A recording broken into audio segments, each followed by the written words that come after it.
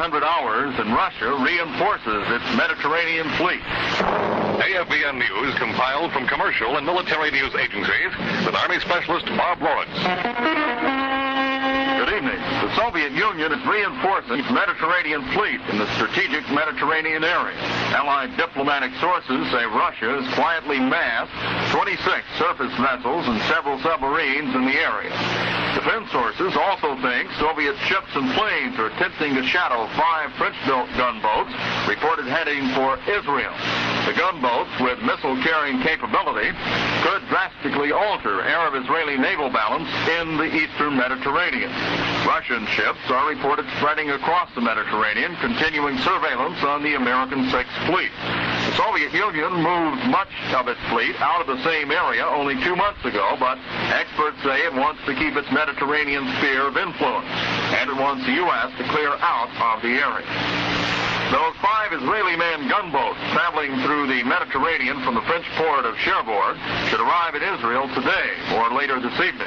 That's the expectation of some Israelis. Indications are the missile-launching boats passed south of the Greek island of Crete early this morning. South Africans have been put on notice against any attempt to speculate in gold. This came when the U.S. and its major trading partners announced agreement on a $35 an ounce floor for newly mined South African gold.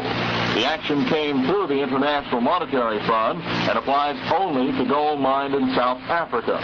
But indications are it'll effectively set a floor for the entire free market gold price at $35 per ounce. 2 weeks of work and rest confront President Nixon at the Western White House. High on the business side of the president's stay at San Clemente, California, is preparation of the State of the Union address he'll deliver to Congress in January. Another assignment is a budget message that'll follow his congressional speech. The chief executive appeared in good humor as he arrived in California today from the nation's capital. Some 3,000 persons turned out at the airport to greet him. Regarding the president's passage earlier today of the massive tax reform bill, Mr. Nixon had some comments on the whys and wherefores of his passage. We got a report on this from Hal Walker. With the Congress in year-end adjournment, Mr. Nixon performed solo at the tax reform bill signing ceremony today, avoiding the potential embarrassment of having to invite the congressional Democrats who put into the tax bill more relief and less revenue than he had asked for. The critical moment for this legislation came after the Senate had passed a totally irresponsible bill that would have led to a sharp increase in the cost of living for every family in America. In a letter to the leaders of the Congress, I left no doubt that I would veto this bill. As a result, when members of the Congress met in to work out the differences between the Senate and House bills, the bill that came out of that conference was over $6 billion less inflationary for the next fiscal year than the bill that had passed the Senate. Seldom is any piece of major legislation fully satisfactory to a president. And this bill is surely no exception. I have signed it because I believe that on balance it is a necessary beginning in the process of making our tax system as fair as possible to the taxpayer. Mr. Nixon also pledged that he will submit a balanced federal budget for next year and will take whatever action is necessary to do so. He did not specify what that action will be, leaving open both options of new taxes and reduced expenditures.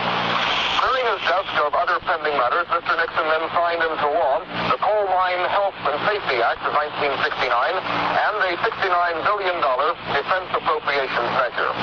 And he and Mrs. Nixon climbed aboard Air Force One for California, leaving behind a cold and wet capital city. Hal Walker, CBS News, the White House. Vice President Agnew and Philippine President Marcos, passing mutual compliments, have conferred today in Manila. Mr. Agnew has left Manila to visit a Rice Research Institute and fly over the Bataan and Corregidor battlefield areas.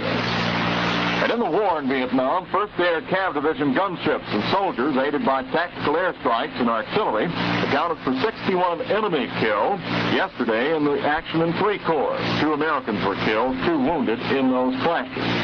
Vietnamese paratroopers killed 38 soldiers in an engagement some 83 miles above Saigon.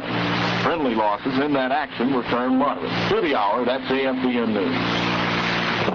AFVN News compiled from commercial and military news agencies with Army Specialist Bob Lawrence.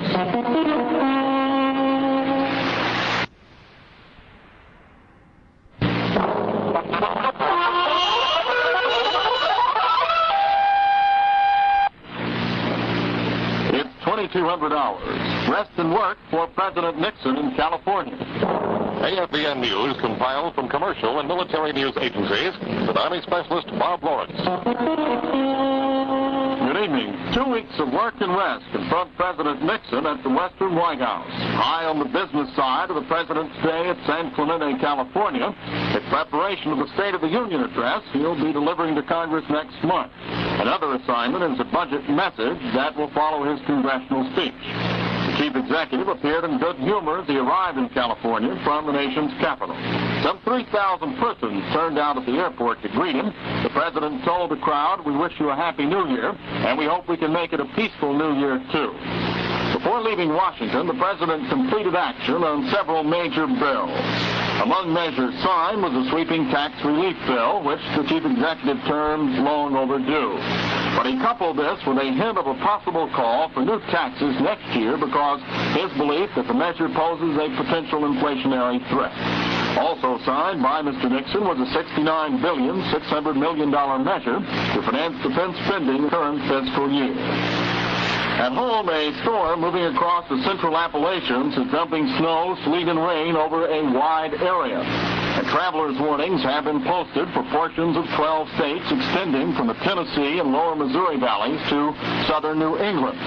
Snow is falling from eastern Missouri and western Tennessee to western Ohio, while snow mixed with freezing rain or sleet is reported from eastern Ohio to the southern New England area. A heavy snow warning is in effect for parts of Indiana and Ohio. Locally heavy rains is expected in West Virginia and western portions of Maryland and Virginia.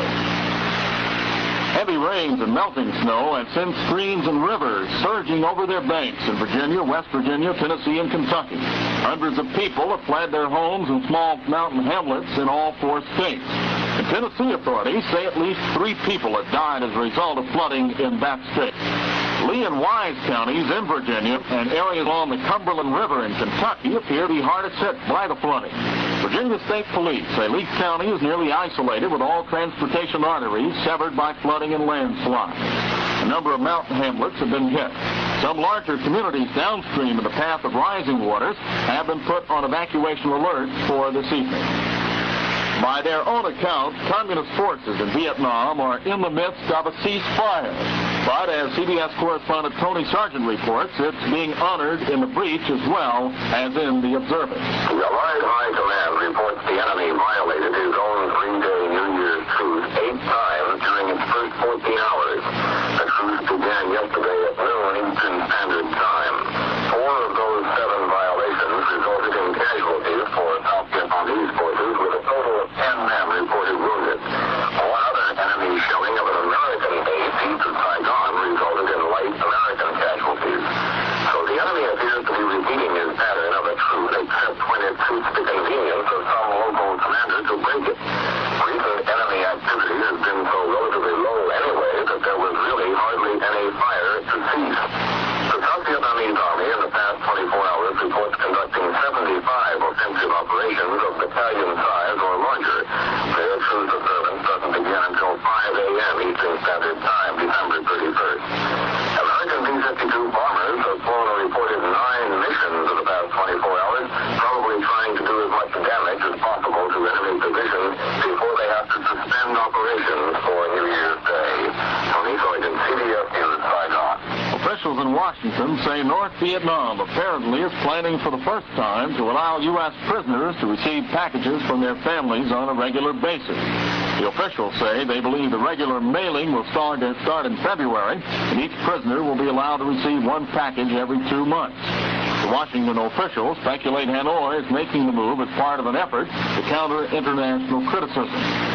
Texas billionaire Ross Perot has run into another snag in his efforts to get tons of gift parcels to U.S. prisoners of war in North Vietnam. Perot is in Copenhagen hoping to gain permission from the Soviets to fly a jetliner full of parcels to Moscow where they could be mailed on to North Vietnam. Hanoi said the parcels must be in the mail by tonight at midnight. And today, with the deadline approaching, the Soviets asked Perot to prove the U.S. government has no objection to his private mercy flights for prisoners of war held by Hanoi. To the hour, that's AFVN News. AFVN News compiled from commercial and military news agencies with Army Specialist Bob Lawrence.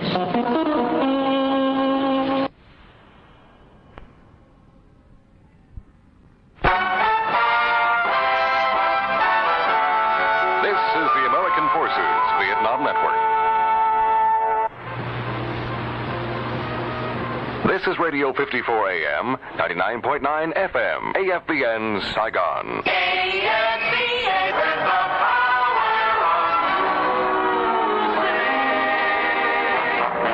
Are you getting short? Well, if you are, don't forget your whole baggage. If you pack your own shipment, you'll need 6 copies of your orders. If the whole baggage people pack it, you'll need 7 copies. And if you're making an inter-theater transfer, 11 copies.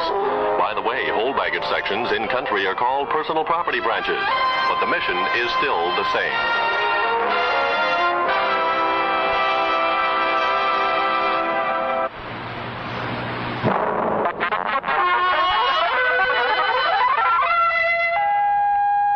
At 0300 hours, a stiff charge of news censorship at AFVN. AFVN News compiled from commercial and military news agencies with Army Specialist Jim Allingham. Good morning. According to the Associated Press, a television newscaster on the American Forces Vietnam Network in Saigon charged over the air late last night that a broadcaster on the network, and we quote, is not free to tell the truth, unquote. The newscaster, 27-year-old Specialist 5 Robert Lawrence of Atlanta, Georgia, made the accusation at the end of his 11 p.m. broadcast. As a newsman, and we quote, Specialist Lawrence said, I am dedicated to giving the public the news and events worldwide and on the local level. I am pledged to tell the truth at all times, and I will always tell the truth either in the military or as a civilian. In the military in Vietnam, I have found that a newscaster at AFVN is not free to tell the truth and, in essence, to tell it like it is, unquote. Specialist Lawrence said the Military Assistance Command in Vietnam, the overseer of all American forces in the country, and we quote again, has seen to it that all those newscasters who are dedicated to their work are sent away to other areas, in some cases off the air completely, unquote. A spokesman said the U.S. command would have no immediate comment. He said the command was attempting to determine exactly what was said, and that a statement probably would be made later. That story from the Associated Press. An Army investigating team is poking through the hamlet at My Lai in Vietnam to see if Army officers covered up an alleged massacre of civilians by American troops. The team is led by Lieutenant General William Pierce and made a house-to-house search for evidence. Half with the score. The Los Angeles Rams 14, the Dallas Cowboys nothing. This is the American Forces Vietnam Network. It's 4 minutes past 5 o'clock. AFVN News compiled from commercial and military news agencies with Army Specialist Jim Allingham. Good morning. Let's break a few moments here at halftime in our game between the Dallas Cowboys and the Los Angeles Rams to bring you up to date on some of the stories happening in today's news. According to the Associated Press, an American soldier broadcasting on the American Forces Vietnam Network has charged over the air in a newscast that he and others are not free to tell the truth. The 27-year-old newscaster, Specialist 5 Robert Lawrence of Atlanta, Georgia, said the Military Assistance Command has, in his words, seen to it that all those newscasters who are dedicated to their work are sent away to other areas, in some cases off the air completely. Lawrence said one soldier who charged there was censorship on the military network is now doing menial tasks in the record library on the FM station, that another broadcaster was sent up country and taken off the air completely. We have been suppressed, Lawrence said, and I'm probably in trouble for telling you the truth. A spokesman said the U.S. command would have no immediate comment, but a statement would probably be made later. That from the Associated Press. An Army investigating team headed by Lieutenant General William Pierce inspected the ruins of My Lai hamlet yesterday. The team is seeking information the stories highlighting today's news. An American soldier broadcasting on the American Forces Vietnam Network here in Saigon has charged over the air in a newscast that he and others are not free to tell the truth. The 27-year-old newscaster, Specialist 5 Bob Lawrence of Atlanta, Georgia, said the Military Assistance Command has, in his words, seen to it that all those newscasters who are dedicated to their work are sent away to other areas, in some cases off the air completely. A spokesman said the U.S. command would have no immediate comment, but that a statement would probably come later. And in Birmingham, Alabama, a Negro soldier killed in Vietnam last July is being reinterred in a previously all-white cemetery. PFC Bill Terry's mother and 16-year-old wife obtained a court order to bury him in a burial plot near his boyhood home.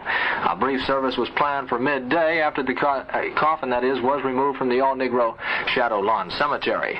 We go back to the AFRTS Sports Department in Washington for more halftime commentary in the playoff bowl game between the Dallas Cowboys and the Los Angeles Rams, with the score Los Angeles 14, Dallas nothing. Really of this year now. And looking at a stiff charge of news censorship here in the Republic. A report from ABC newsman John Maher in New York. an American GI newsman in Saigon says the news in Saigon is being censored. Specialist Robert Lawrence of Atlanta, Georgia, went on the air tonight, Saigon time, to say that the Armed Forces Network in Vietnam is not free to tell the truth. Lawrence cited 3 other GI newscasters in Vietnam whom he said had been downgraded for opposing news censorship. So far, no comment from the U.S. command in Saigon on Lawrence's charge of censorship. That report from ABC newsman John Maher. Chief negotiator of the Paris peace talks, Ambassador Pham Dang Lam, left for Saigon today. It said he'll have a routine discussion with his government before returning to Paris in about 10 days. Vice President Agnew was in Thailand on the latest stop on his Asian tour. CBS News correspondent Bruce Morton reports from Bangkok. Vice President Cyril Agnew arrived in Bangkok from Taipei today and did a number of things he has done before. He listened to 2 national anthems at the airport and reviewed a guard of honor there. Then he drove into town in a motorcade, though he must have missed the big crowds, the bands, the dragon dancers he had yesterday in Formosa. There was no real crowd this time, just interested stares from Saturday shoppers. Once arrived, Mr. and Mrs. Agnew and astronaut Eugene Cernan and his wife all went off to the palace to present some slivers of moon. This is the first time they've done that for a king and queen, their majesties Bhumibol and Sarakit. But the slivers of plastic enclosed moon and the little flag which went to the moon have become staples of this journey. That was all for today. Serious talks with this country's political leaders come tomorrow. Bruce Morton, CBS News, Bangkok. A hijacked Brazilian jetliner, which was grounded in Lima, Peru for 27 hours with a dead battery, has now landed in Panama for refueling before flying on to Cuba. Peruvian officials had a new battery flown in so that the plane could take off. 28 others are aboard the hijacked plane. The hijackers say they will take the 2 children of a friend who is jailed in Brazil to Cuba and then return to Brazil. The 4 men and 1 woman kept 21 passengers and 7 crew members at bay with guns during the entire stopover in Peru.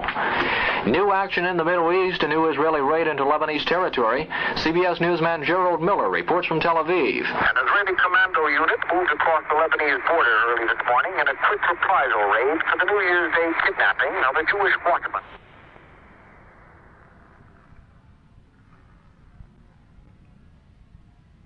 Vietnam Radio in South Vietnam. And have heard this newscast by Jim Allingham. According to the Associated Press, a television newscaster on the American Forces Vietnam Network in Saigon charged over the air late last night that a broadcaster on the network, and we quote, is not free to tell the truth, unquote.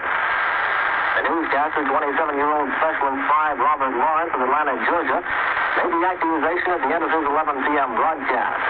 As the newsman and report, Specialist Lawrence said, I am dedicated to giving the public the news and events worldwide and on the local level. I am pledged to tell the truth at all times, and I will always tell the truth either in the military or as a civilian.